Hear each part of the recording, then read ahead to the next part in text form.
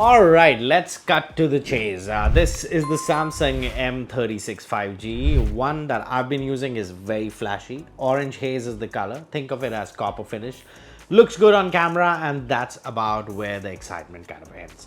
I've got the 8GB RAM and 128GB storage version, which kind of launched at 24,499 rupees, and now you'll find it under rupees 20,000. But even with that price drop, is it worth it? Short answer is not really. Keep watching.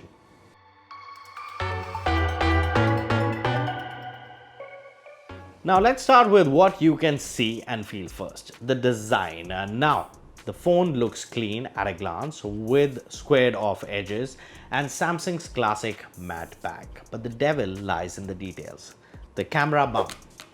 It still wobbles on a flat surface like it's dancing. It's poor execution, and the front, the old school Infinity U notch with chunky bezels, feel like it straight out came from the year 2020. Honestly, I left India for 6 years, came back, and Samsung is still pushing the same data design. Where is the evolution?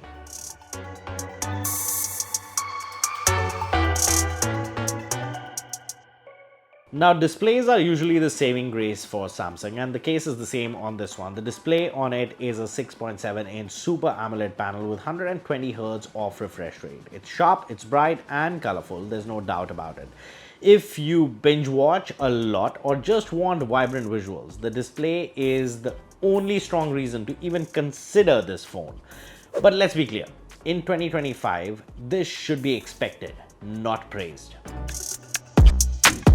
Now, I'm not too sure how long Samsung plans to do this just to save costs, especially in India. Running the show inside this one is an Exynos 1380 chip with 8GB RAM and 128GB of storage. It's okay for daily tasks, scrolling, calls, watching content, and a bit of casual gaming. But don't expect flagship level muscle here.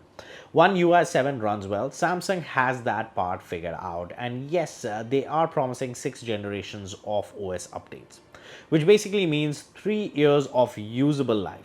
That is great in theory, but only if the phone feels worth holding on to that long.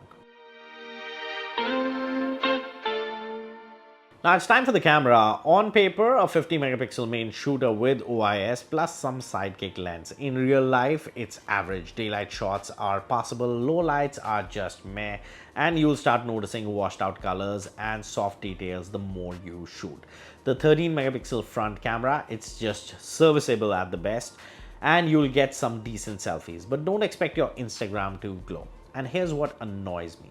There are a lot of AI fluff being thrown around on the camera front, but it doesn't do much. It's like giving fancy words to average work, especially on this one.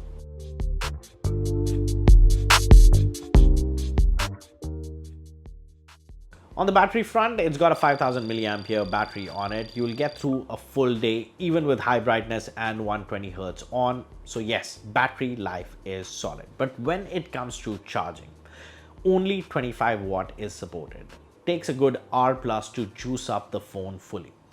Also, here's the thing, no charging adapter inside the box as well. In a world where 45 watt and 65 or 67 watt is becoming the norm in especially phones under 20,000 rupees, this feels super slow.